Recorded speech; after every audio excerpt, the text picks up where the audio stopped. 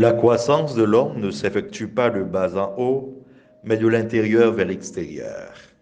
Frères et sœurs, paix et joie. Le texte d'aujourd'hui nous invite à méditer sur le règne de Dieu et la croissance. Franz Kafka, un auteur du XXe siècle, nous dit que la croissance de l'homme ne s'effectue pas de bas en haut, mais de l'intérieur vers l'extérieur. Jésus, par deux paraboles, attire notre attention sur la semence de la parole déposée en nous.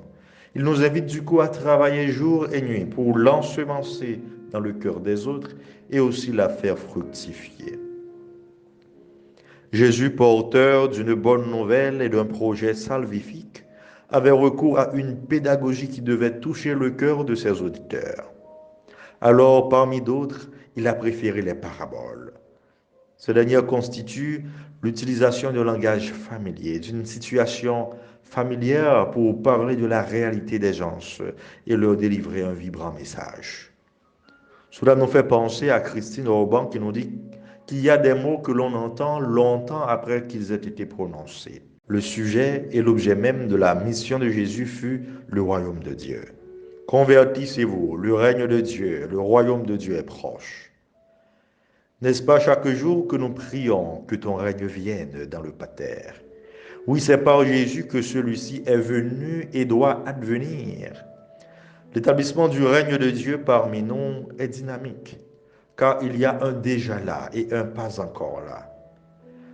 Jésus est l'auto-basileia. Il est le déjà là du royaume qu'il prêchait. Et il est là au cœur de nos vies. C'est lui qui a le gouvernail de notre vie, bien qu'il ne prenne pas notre place.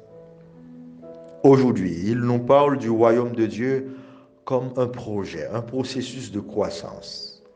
Or, il nous apprend que ce règne ne tombera pas du haut du ciel, mais qu'il est déjà là, planté en terre, en train de germer.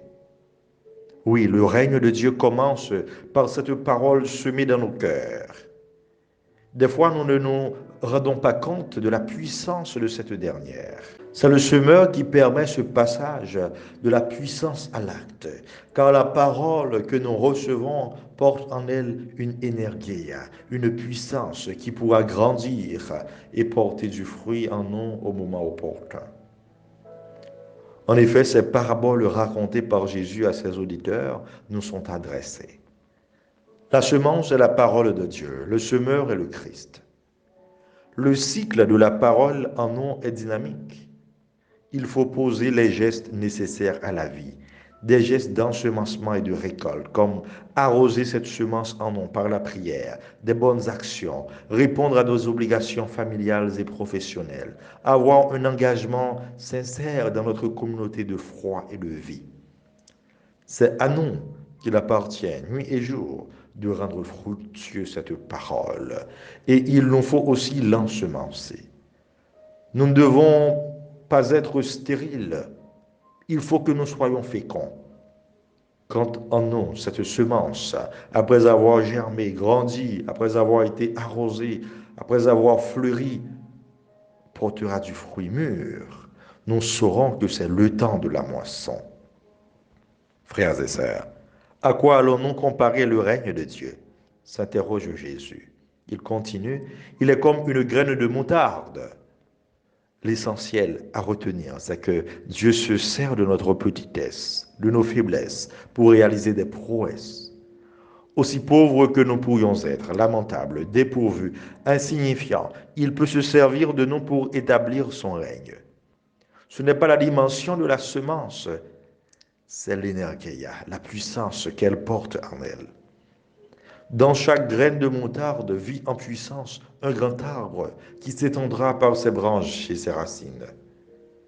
Dans chaque moment de faiblesse se cache une force extraordinaire qu'il faut chercher à apprivoiser. Ainsi, nos crises de foi sont souvent des occasions extraordinaires d'expérience de Dieu.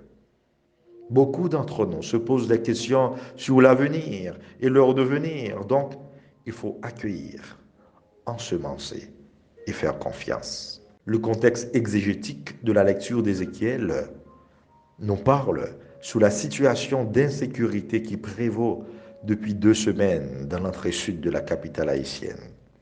Voici la parole que le Seigneur nous adresse dans cette situation. Ce n'est pas la violence des grands moyens qui mènera à la vie meilleure, au pouvoir rêvé, mais plutôt une collaboration paisible à l'œuvre de Dieu. Faisons paisiblement ce qu'il y a à faire, puis reposons-nous quand tombe le soir pour repartir au matin, actifs et confiants. Prions le Seigneur afin qu'il fasse germer dans le monde cette parole semée par le Christ dans l'Église, afin que le monde sache que le règne de Dieu est déjà parmi nous, et nous attendons qu'il s'établisse pleinement dans nos cœurs, qu'il rend fécond le cœur de tous ceux, de toutes celles qui reçoivent la semence, pour qu'au moment de la moisson, nous puissions récolter des fruits de paix, de justice et d'amour.